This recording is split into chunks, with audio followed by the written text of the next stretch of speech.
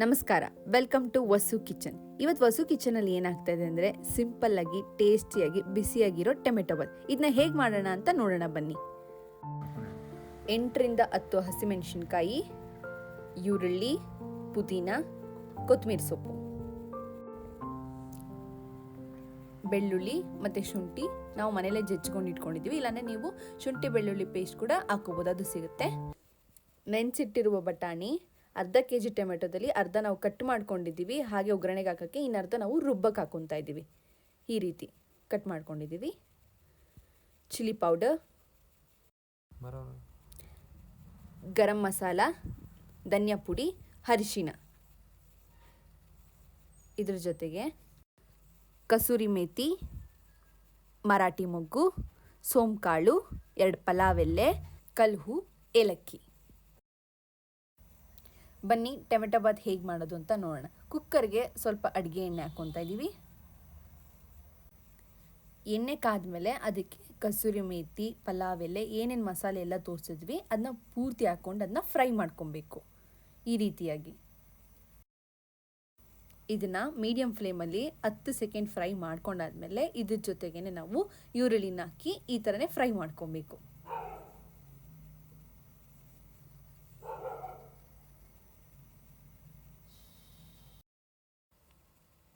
ಈರುಳ್ಳಿನ ಚೆನ್ನಾಗಿ ಮಿಕ್ಸ್ ಮಾಡಾದ್ಮೇಲೆ ಇದ್ರ ಜೊತೆಗೆ ನಾವು ಹಸಿಮೆಣಸಿನ್ಕಾಯಿನ ಹಾಕೊತಾ ಇದ್ದೀವಿ. ಅದನ್ನು ಅದೇ ರೀತಿಯಾಗಿ ಮಿಕ್ಸ್ ಮಾಡ್ತಾ ಇದ್ದೀವಿ. ಈರುಳ್ಳಿ ಹಸಿಮೆಣಸಿನ್ಕಾಯಿ ಎಲ್ಲ ಫ್ರೈ ಆದಮೇಲೆ ಶುಂಠಿ ಬೆಳ್ಳುಳ್ಳಿನ ಜಜ್ಜಿದ್ದೀವಲ್ಲ ಅದನ್ನ ಹಾಕ್ಕೊಂಡು ಅದೇ ಥರ ಫ್ರೈ ಮಾಡ್ಕೊತಾ ಇದ್ದೀವಿ. ಇವಾಗ ಇದಕ್ಕೆ ನೆನೆಸಿಟ್ಟಿರುವ ಬಟಾಣಿಯನ್ನು ಹಾಕೋಣ.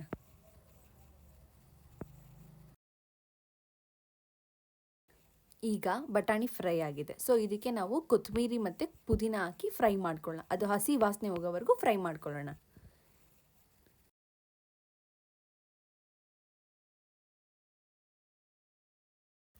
ಚೆನ್ನಾಗಿ ಫ್ರೈ ಆಗಿದೆ, ಹಸಿ ವಾಸನೆ ಕೂಡ ಕಡಿಮೆ ಆಗಿದೆ. ಇವಾಗ ಟೊಮೆಟೊ ಹಾಕ್ತಾ ಇದ್ದೀನಿ.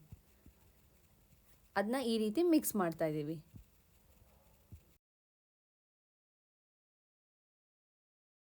ಈಗ ಅಡಿಗೆಗೆ ಮುಖ್ಯವಾದ ಸಾಮಗ್ರಿ ಉಪ್ಪು. ಅದು ರುಚಿಗೆ ತಕ್ಕಷ್ಟು ಉಪ್ಪು ಹಾಕೋತಾ ಇದ್ದೀವಿ ನಾವು.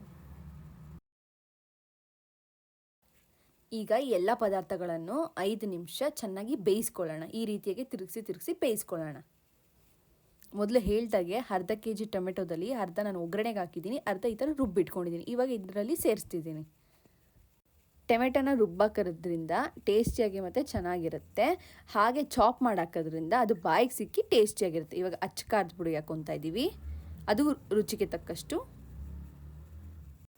ಇವಾಗ ಇದ್ರ ಜೊತೆಗೆ ಉಳಿದಿರೋ 3 ಮಸಾಲೆಗಳನ್ನ ಹಾಕೋಣ.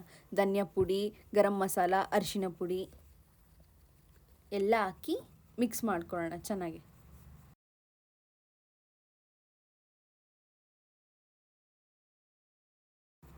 ಈಗ ಟೊಮೆಟೊ ಬಾತ್ಗೆ ಬೇಕಾಗಿರೋ ಸಂಪೂರ್ಣ ಮಸಾಲೆ ರೆಡಿಯಾಗಿದೆ. 1 ಬಟ್ಲು ಅಕ್ಕಿ ತೊಗೊಂಡಿದ್ದೀನಿ. ಇದರಲ್ಲೇ ನಾನು 1.5 ಬಟ್ಲು ಬಿಸಿ ನೀರನ್ನು ಹಾಕ್ತಾ ಇದ್ದೀನಿ. ಬಿಸಿನೀರು ಯಾಕೆ ಹಾಕ್ತಾ ಇದ್ದೀವಿ ಅಂದರೆ ಬೆಳಗಿನ ಜಾವ ತಿಂಡಿ ಬೇಗ ಆಗಲಿ ಅಂತ, ಅದೊಂದು ರೀಸನ್ಗೆ ಬಿಸಿನೀರು ಹಾಕ್ತಾ ಇದ್ದೀವಿ. ನಾನು ಮಾಡಿರೋ ಮಸಾಲೆ 1 kg ಅಕ್ಕಿಗೆ. ಈಗ ಅಕ್ಕಿ ಹಾಕೋಣ ಬನ್ನಿ.